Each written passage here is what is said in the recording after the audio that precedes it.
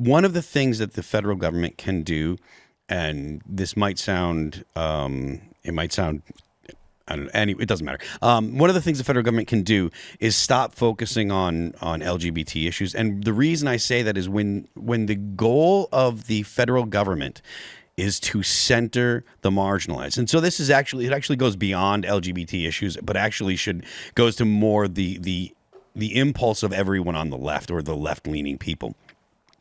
The federal government should be focusing on families, should be focusing on traditional families, should be focusing on men and women having babies. Mm-hmm. That's what continues your society. We need to have education that does not demonize the American, our history. I think the 1776 Project or whatever it is, the 17... They're bringing that back, by the way. Yeah, which is great. That kind of stuff is what you should be teaching your children in schools. If you refuse to teach that kind of stuff, your school should lose any funding, right? Completely and totally. The federal government should not be paying for schools to teach children that the American people and American history is uniquely bad. Or that think about how insane it is. You have the U.S. American government funding schools that are teaching the kids, not that America's bad, but that their United States of America government is corrupt and evil and intrinsically, what interest do you have besides destroying the country? Yep. Who mentioned Hungary? I did. I love it. Did? Oh, yeah, I think we both did. I just looked it up, and it says Hungary's birth rate has been declining over recent years. This trend has been consistent since 2022.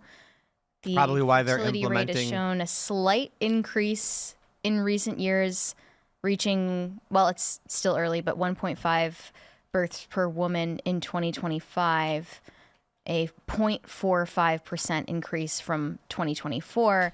Despite these efforts, the birth rate has continued to fall, and that reached 1.5 births per woman in 2023, which is 11% lower than in 2022. It's feminism. I don't think that the government can do anything about it. Well, honestly, because it's about people's hearts and their values, and the government can't do anything to foment a cultural change on that level. They can do some things. The question is the level of impact it would have. Yeah. So I think that offering tax incentives and things like that, benefits will help, but not enough. You're right. There has to be a cultural shift. And I think largely through USAID, we've had this massive shift towards telling women that they should be girl bosses and they should live alone. And, it's wild to me that if you look at the voting patterns, you basically have families versus single people. Yeah. Like liberals are largely single women who have cats. Yep. That's not an insult. Cats are great. I got a cat too. I'm saying that's just what they are. And if you go to one of these people and you ask them about what would you want to invest in, they're going to say, but Trump putting tariffs is going to make my avocado toast cost more money. And then I'm saying, if we don't bring back American culture and industry, what will be left for our children? And they go, I don't care. I don't have any. Yeah, I think you're exactly right, and I think that the idea that, like Mary said, it's not something that government can do, but government can push around the edges, right? So it seems counterintuitive to make it more comfortable for people so that they feel comfortable with having children, because historically we can see people only really have children when they're uncomfortable and they're afraid for their lives. No. It's the opposite. It's the opposite. It's actually more closely tied. People getting married and having kids is actually more closely tied to their outlook of the future. You had a baby boom after World War II. Why? Because Americans were coming back and they just got done with a bloody, terrible war, and they knew and felt that the future was good. Yeah. But one thing I want to point out. So I read this book years ago called What to Expect When No One's Expecting. And it was by Jonathan Last before he went nuts on this Trump derangement stuff. And he points out one very important thing. The population carries a lot of momentum. it's very tough to stop a baby boom or to slow it down, because what happens is you have a bunch of kids and then those kids just naturally have a bunch of kids. But at the same time, population decline is incredibly hard to stop. Once it starts to get in motion, for example, once your average woman who hasn't had a kid turns 35, well, her fertility drops by 50% when she hits her 30s. So it's incredibly difficult to have more kids. I will say this, though, Mary, is in terms of what the government can and can't do to get people getting married and having kids again, there's a lot they can stop doing right now that would help at least stop the bleeding. And what I mean by that is, like, why are we have 1.6 is our fertility rate right now, which is like, 0.6 under.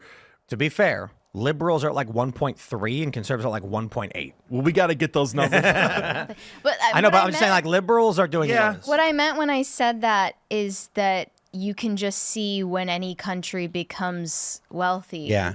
They just stop having kids, and it just seems to be their preference. That's a great point, because it really is like the unsolved problem is that wealth creates a society that doesn't want to have kids. And the funny thing is, like, kids are like the physical manifestation of a hopeful society, right? Like, you don't have a lot of kids if you think tomorrow is going to be worse for your children. People don't, they just don't, they don't, if you think that, like, the world's going to end, and that's part of why liberals don't have kids nowadays, is because they think, oh, I don't want to bring kids into this world that's getting hotter and we're going to have a war. They're all nihilistic at the end of the day.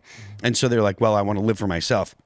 Whereas people that have religion and have hope for the future, or at the very least hope in general, even if they don't have hope for human society, they're like, well, when we die, we all go to heaven, so it's okay to have kids. That's better than not having kids, because they believe that that's what they were told by God. They were instructed to go forth and multiply.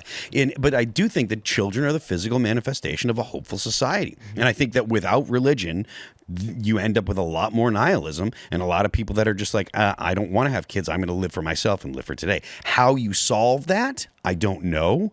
But with wealth, seems to come less religion or more. It's weird because it's not really like less religion. They just turned it to state religious, but like it's not the same kind of traditional religion. And then you have fewer people having kids because they don't have the same impulses. They think, oh, I'm going to live for me. So I don't know that I have the solution, but I do think that the government shouldn't be focusing on the margins. I think the government should be focusing on people that want to have families and want to have kids. Thanks for checking out this clip from Timcast IRL. Make sure to watch the show live Monday through Friday at 8 p.m. Subscribe to this channel, and we will see you all there.